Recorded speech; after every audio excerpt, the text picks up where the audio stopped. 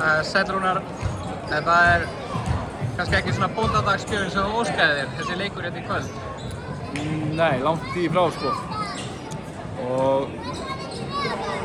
já, bara virkilega ósáttur við svona einhvern veginn einbeitingarlevelið sem við komum inn í leikinn og ákefðina og þeir hlupu bara yfir okkur hérna í fyrsta leiknum. Það leikunum fer bara þar 40-20 eftir fyrstu 10 mínúturnar. Þá fer þetta strax í kannski einhverja smá vitleysu eftir það. Að þú ert einhvern veginn að reyna að berja það tilbaka á 1 eða 2, 3, þú veist, 1 eða 2 körfur eru farnar að telja svo mikið. Þannig að já, þetta fer bara svolítið á svona böndun á ákjöf að mínu mati og vera nægilega klárir í baráttunni hérna á gólfinu í kvöld í fyrsta leiknum.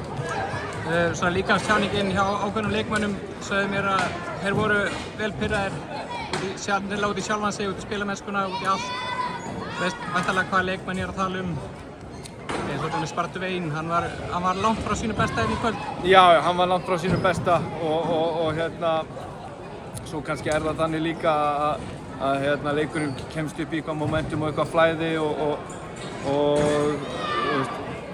það líka verið að reyna að halda dómararnir, það víst reglurnar í dag, að það verið að spila í gegnum einhvern kontakt og leiknum leyft að fljóta áfram sem kannski ekkert alltaf það besta fyrir þessar leikmenn sem eru stanslaust í snertingu og þeir nokkrum sinnum koma á tíminn og segja jú, þetta var villa og þeir vilja gefa honum tækifæri að halda áfram en það ekkert jákvætt sem gerist og jafnvel tapaði bolti út af því að hann missi jafnvægið og þá eru þeir búin að missa tækifærinu en að auðvitað hérna svona þrjú 20. myndir þá held ég að 30 þá svona kemur pirringurinn ennþá meira fram og hann þarf að gera betur og alveg eins og ég þarf að gera betur og við allir. Eitthvað jákvætt sem þú tekur út af frammistöðunni í dag?